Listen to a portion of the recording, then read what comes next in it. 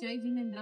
આજે આપણે સાધ્વીજી પાવન પ્રજ્ઞાશ્રીજી મહારાજ સાહેબ પાસે આવ્યા છીએ. જય જીનેન્દ્ર. મથ્યાયણ વંદન. મથ્યાયણ વંદન.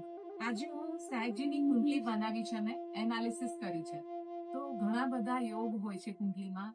રાજયોગ, લક્ષ્મી યોગ, લક્ષ્મી નારાયણ યોગ, ગજ કેસરી યોગ.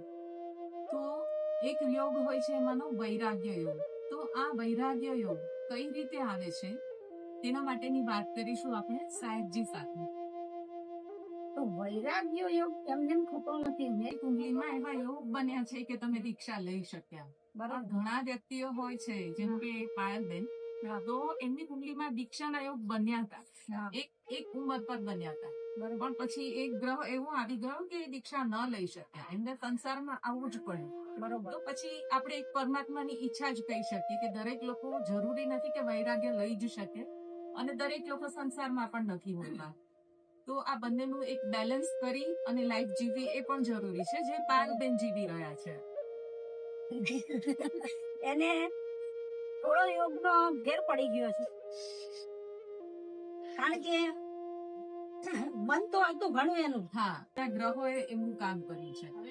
એમને જયારે દીક્ષા લેવાનું મન થયું ત્યારે એમની એજ નાની હતી, પણ એક ટાઈમ પર જયારે એક કુંડલીમાં એક ખાનું હોય આપણું, આપણા બાર હાઉસમાં, એમાં એક ઘર હોય, એની અંદર 4 ગ્રહ જયારે આવી જાય એક સાથે, બરોબર, તો એમાં સૂર્ય, ચંદ્ર, ગુરુ, શનિ એક સાથે આવી ગયા તો એમનો દીક્ષા યોગ બની જાય.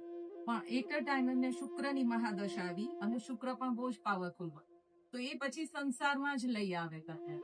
એટલા માટે ફરીથી સંસાર તરફ વળી ગયા અને એમને બેલેન્સ કર્યું પછી બંને વસ્તુ, કે સંસારમાં રહીને ખૂબ સારા કામ કરી રહ્યા છે. અને તમારી કુંડલીમાં જોઈએ તો એકલો જ વૈરાગ્ય યોગ છે, કેમ કે એક જ ખાનામાં એક સાથે 4 ગ્રહ છે અને બહુ જ પાવરફુલ છે અત્યારે ગ્રહ, જેમાં છે શનિ, ગુરુ, ચંદ્ર અને કેતુ. તો એ દરેક ગ્રહ એવા છે કે જેનું કોમ્બિનેશન તમને વૈરાગ્ય તરફ જ લઈ જાય. ન્યુમરોલોજી પ્રમાણે તમારી કુંડલીમાં 777 આવે છે, તો એ કેતુનો નંબર છે જે તમને આધ્યાત્મિકતા તરફ લઈ ગયો, તો જેના કારણે તમે આ વૈરાગ્ય દીક્ષા લેવાનું ડિસિઝન લીધું હશે. બહુ સરસ, ધન્યવાદ.